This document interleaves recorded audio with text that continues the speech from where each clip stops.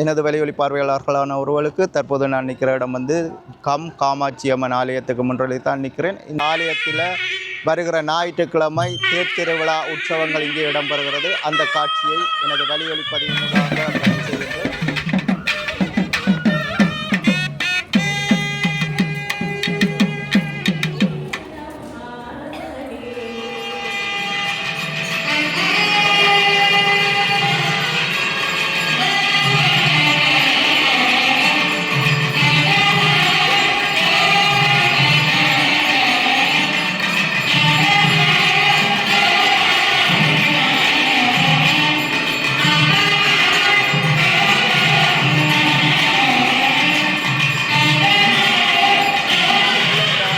தேருற்சவ நாளன்று ஞாயிற்றுக்கிழமை இந்த நாட்டு ஜனாதிபதி அவர்களும் சிறப்பு விருந்தினராக வர இருக்கிறார்கள். அதையும் அங்கே வெளிப்பகுதியிலே புகைப்படமாக காட்சிப்படுத்தி இருக்கிறதையும் இங்கே பார்க்கக்கூடியதாக முதல்தான் கேள்விப்பட்டிருக்கேன்.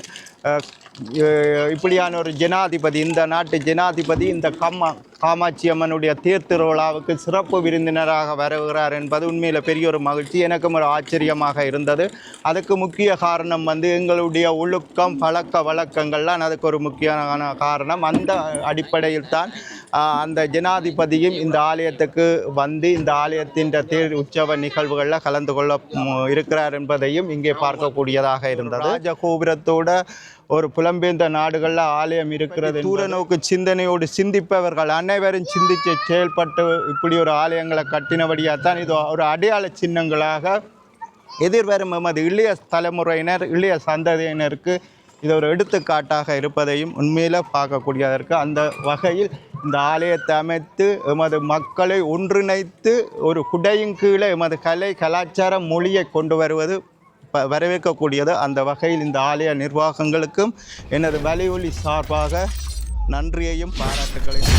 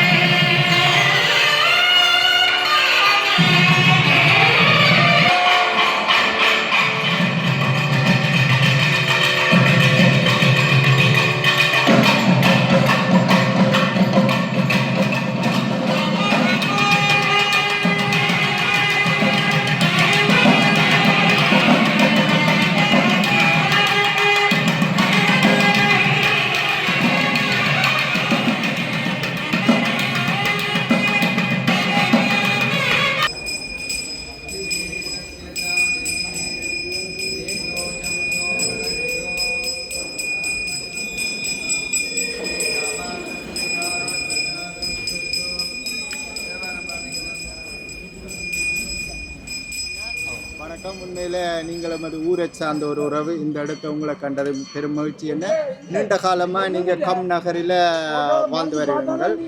ஆலயம் ஆரம்பிக்கப்பட்டு கிட்டத்தட்ட 35 வருடங்கள் ஆகிட்டு வளமையாக 15 நாட்கள்லாம் திருவிழா நடக்கிறது. இம்முறை மண்டலாவசத்துக்கு பிறகு 12 நாளாக மாற்றப்பட்டுள்ளது. இந்த ஆலயத்துக்கு கிட்டத்தட்ட தேர் திருவிழா வருகிற ஞாயிற்றுக்கிழமை இடம்பெறப் போகின்றது. அந்த தேர் திருவிழாவுக்கு இந்த நாட்டு ஜனாதிபதியும் வருகை தருகிறதாக அறிந்திருக்கிறேன். அதுக்கு உண்மையில் தமிழர்களாகிய எங்களுக்கு அது ஒரு பெருமையாக இருக்கிறது. நீங்களும் அதை பற்றி ஒரு சிறிய கருத்து ஒன்று தருங்களேன். நீங்கள் சொன்ன மாதிரி கோபுர தரிசனம் கோடி புண்ணியம் என்றார்கள். ஆனால் ஐரோப்பிய நாடுகளில் சட்டத்திட்டங்களுக்கு அமைவாக இந்த கோபுரங்கள் வெளியில் கட்டப்படுறதில்லை. முதன்முதலாக இந்த ஐயர் இந்த மாநகர சபையில் கதைச்சி இதுக்கான அனுமதியை பெற்று ராஜகோபுரத்தோட ஒரு ஆலயத்தை அமைச்சிருக்கிறார். இதை பற்றி நீங்கள் சொன்னீர்கள், இந்த நாட்டின் ஜனாதிபதி அவர்கள் தேர் திருவிழாவுக்கு வாரான்னு சொல்லி, அதுவும் ஒரு பெருமைக்குரிய ஒரு தமிழர்கள் என்ற செய்த ஒரு புண்ணியம்னு தான் சொல்ல போகணும். எங்களுக்கு ஒரு மதிப்பு தந்து இந்த நாட்டின் ஜனாதிபதி எத்தனையோ தன்னுடைய சுய வேலைகளை விட்டு இந்த இடத்துக்கு எங்களையும் எங்களோட மதத்தையும் ஆலயத்தையும் தமிழ் மக்களையும் இந்த புலம்பெயர்ந்த தமிழ் மக்களையும் அவருடைய கோரிக்கையை ஏற்று சிறப்பு விருந்தினராக வருகிறார். அவர் வாரது எங்களுக்கு எல்லாம் ஒரு பெருமைக்குரிய விஷயம்.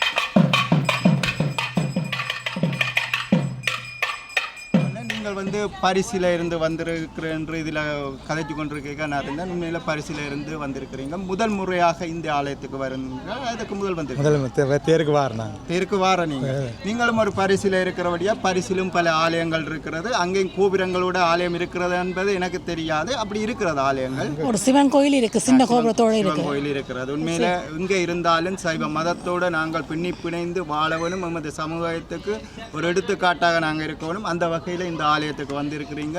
எப்படி இந்த இடத்துல நீங்கள் நின்று பார்க்கும்போது எப்படி உணர்றீங்க? இந்த ராஜ கோபுரத்தோட இப்படி ஒரு காட்சி அளிக்கிற இன்னொரு கோயிலை பார்க்குற மாதிரி இருக்கு.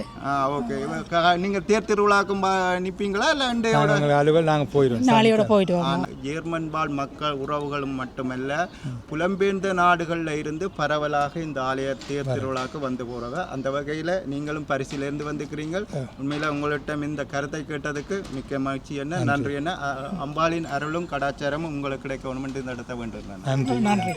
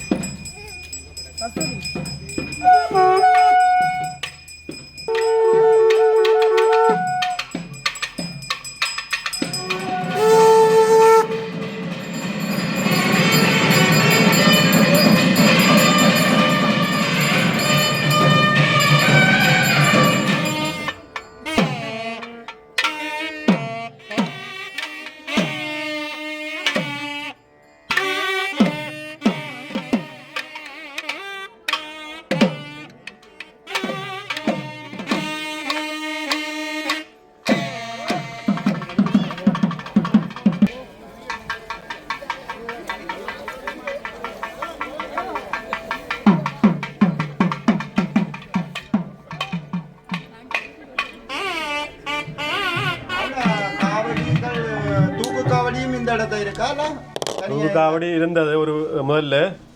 அது ஒரு தரம் விபத்து ஏற்படுத்திலேருந்து அதுக்கான அனுமதி மறக்கப்பட்டிருக்கு. தற்போதைக்கு அந்த அனுமதி இல்லை. ஏன்னா ஆக்கள் கூடிய இடத்துல வந்து ஒரு விபத்து நடந்தால் அதை பாதுகாக்கிறதுக்கு நடந்தவரை இயலாத சூழ்நிலையில் பறக்கப்பட்டிருக்கு, அனுமதி மறக்கப்பட்டிருக்கு. ஓகே, அது தற்செயலாக நடக்கிற ஒரு விடயம். அந்த வகையில் அம்மாளின் அருள் மீண்டும் கிடைத்தா அப்படி ஒரு தூக்கு காவடி ஏற்றுறதுக்கான சந்தர்ப்பங்களும் இனி வரும் காலங்களில் வருமென்னு நீங்கள் காவடி பணிகளில் ஈடுபட்டு கொண்டீங்க. நீங்கள் செதில் குத்துறதா? நான் காவடி கட்டி இந்த இதுகள் தயாரித்து கொடுக்குறது செதில் குத்துறதுக்கு பருவினாக்கள். நாங்கள் உதவி செய்வேன். மெயினாக குத்துறதுக்கு பருவினாக்கள். ஓகேண்ணா, இந்த இடத்த எனக்கு கருத்து தந்ததுக்கு மிக்க நன்றி அண்ணா. உங்களுக்கு நன்றி.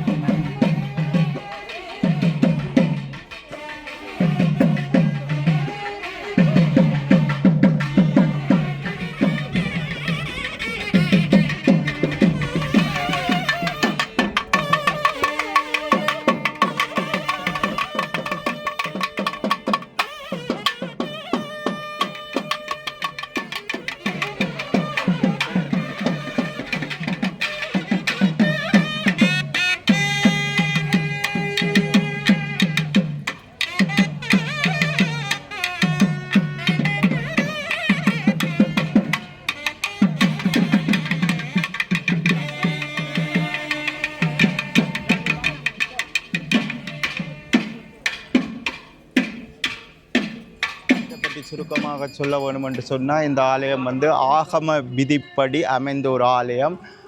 பக்கங்களில் குடிமனை எதுவும் மற்ற பகுதியில் இந்த ஆலயம் உருவாக்கப்பட்டிருக்கிறது. உண்மையில் இந்த ஆலயம் வந்து புலம்பெயர்ந்த நாடுகளில் இதுவும் ஒரு பிரசித்தி பெற்ற ஆலயம், புகழ்வாய்ந்த ஆலயம், பலராலும் பேசப்படுற ஒரு ஆலயம். இந்த ஆரம்பங்களில் இத்தாலியில் இருக்க ஒரு முறை வந்திருக்கேன், திரும்பவும் வந்தபோது இந்த ஆலயத்துக்கு வந்திருக்கேன். உண்மையில் இந்த ஆலயம் வந்து இந்த ஆலயத்தின் முன்றில் இருந்து பார்க்கும்போது நமது ஊரில் இருந்து எப்படி ஆலயத்தை நாங்கள் தரிசிப்போமோ, ஒரு குடிமனை இல்லாத வெளிகொண்ட பகுதி, அதே மாதிரி இந்த ஆலயம் அமைக்கப்பட்டிருக்கிறது. இது உண்மையில் ஒரு ஆகம விதிப்படி இந்த ஆலயம் அமைந்தபடியாக இந்த ஆலயம் வந்து அனைவருடைய செல்வாக்குகளையும் அனைவருடைய அந்த அருள் கடாட்சமும் கிடைத்த ஒரு ஆலயமாக அமைவதால் புலம்பெயர்ந்த நாடுகளில் இருந்து பரவலாக இந்த ஆலயத்துக்கு மக்கள் வந்து செல்கிறார்கள்.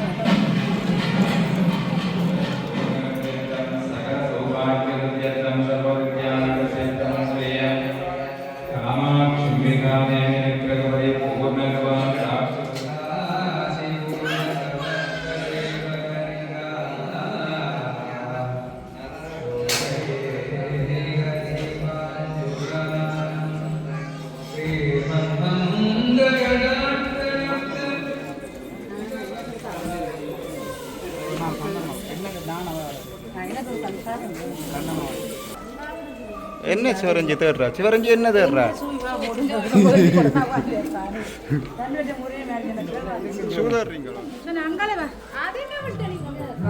ரவன் புலம்பெயர்ந்த நாடுகளில் எங்களுக்கு இந்த ஐரோப்பிய மண்ணிலே இவ்வளோ ஒரு மரியாதையும் உரிமையும் ஜனநாயக விளிம்பியனை மதித்து எங்களை வரவழைத்து நாங்கள் செய்கிறோம். அது பாராட்டக்கூடிய விஷயம். அதில் எந்த மாற்று கருத்தும் இல்லை. சொந்த நாட்டிலே நாங்கள் எதிரிகளாக அடித்து விரட்டப்பட்ட ஆக்கள் சரியோ. இன்றைக்கும் அங்கே ஒரு ஜனநாயகமோ ஒரு சரியான முறையிலோ எங்களோட இனத்தை மதிக்கிறதும் இல்லை. மாற்று அரசியல்லாம் நடந்து கொண்டிருக்கிறது. சும்மா வெளியில் ஒரு கண்துடைப்புக்காக சொல்லுவார்கள் அங்கே எல்லாம் அமைதி திரும்பி விட்டது, போராட்டங்கள் ஒன்றும் இல்லை, அங்கே ஒன்றும் இல்லாட்டி மனித உரிமைகள் இன்றைக்கு நசுக்கப்பட்டு கொண்டு தான் இருக்கிறார்கள். காணாமல் போனவர்கள் அந்த புதைகுழிகள் எல்லாம் சுத்தமாத்தும் உருட்டும் பிரட்டும் தான். சர்வதேச சமூகமும் எங்களை திரும்பி பார்க்கவில்லை. இந்த ஐரோப்பிய யூனியன் தலைவர்களாக அங்கே போய் நிற்கிறார்கள். சும்மா கண்துடைப்புக்கு போட்டு வரார்கள். இங்கே வந்து வர வைப்பார்கள். அங்கே ஒரு கதை, அங்கே கண்ணீரும் கம்பளமே அந்த மக்களும் அந்த பாதிக்கப்பட்ட மக்களும் புதவழியில் இருக்கிற மக்களுக்கும் எந்த போராட்டமும் எல்லாம் முடிஞ்சும் 17-14 வருஷங்களாகிட்டு எந்தவித நீதியோ ஒரு மரண சான்றிதழோ அந்த இழப்போ எதுவுமே வழங்கப்படவில்லை. இப்போ இதை பற்றி கதைக்க போனாலும் நீங்களும் நமது தேசத்தை தொட்டு உங்களோட அது பாராட்டக்கூடிய அப்படியான அந்த நாட்டில் நாங்கள் பிறந்ததே ஒரு பாவம் செய்த ஆட்டில் தான் நாங்கள் வரோம். அந்த இடத்துல எங்களுக்கு மரியா இந்த மண்ணில் எங்களுக்கு இவ்வளவு மதித்து எங்களை செய்கிறது நாங்கள் வரவேற்க வேண்டிய விஷயம். உண்மையில உங்களோட கருத்துக்கும் இந்த இடத்தை உங்களை சந்தித்ததுக்கும் என்ற வேலையொலி சார்பில் உங்களுக்கு மனமார்ந்த நன்றியை தெரிவித்துக் கொள்கிறேன். உங்களோட ஒளியை நான் பார்க்குறேன். நான் ஒளிப்பதிவை திறமாகவும் போராட்டங்களை எல்லாம் ஒரு கணக்காக கண்ணியமாக நல்ல தமிழ். நீங்கள் லண்டனில் வாழ்ந்தாலும் அந்த ஆங்கிலத்தை விட்டு நல்ல ஒரு தமிழில் அதை நீங்கள் சொல்கிற விதங்கள் எல்லாம் உங்களுக்கு பிடித்து கொண்டது. இதையும் அந்த இது சொல்கிற பாயிண்ட் சத்தின சுருக்கமாக அதை செய்கிறது எங்களுக்கு பெருமைக்குரிய விஷயம். நன்றி. உங்களோட வேலைவழி மீண்டும் ஒரு பெரிய விஸ்வரமாக வளர்ந்து இந்த மக்களுக்கு சேவையாற்றும் என்று நான் மனதாக விரும்புகிறேன். இந்த அம்மன் சார்பாகவும் நான் இந்த வேலைவழி சார்பாக நீங்கள் பார்த்தீர்கள். அதுக்கும் எனது மீண்டும் ஒரு முறை நன்றி சொல்கிறேன். நன்றி. இத்துடன் எனது வலையொலி பதிவுகளை நிறைவு செய்து கொண்டு மீண்டும் இன்னும் ஒரு வலையொலி பதிவினூடாக நான் உங்களை சந்திப்பது பெருமகிழ்ச்சி அடைகிறேன். எனது வலையொலி பதிவுகள் உங்களுக்கு பிடித்திருந்தால் பெல் பட்டனை அமர்த்தி பகிர்ந்து இதற்கான ஆதரவை தெரிவிக்கின்ற நம்பிக்கையுடன் மீண்டும் இன்னும் ஒரு வலையொலி பதிவினூடாக நான் உங்களை சந்திக்கிறேன். நன்றி, வணக்கம்.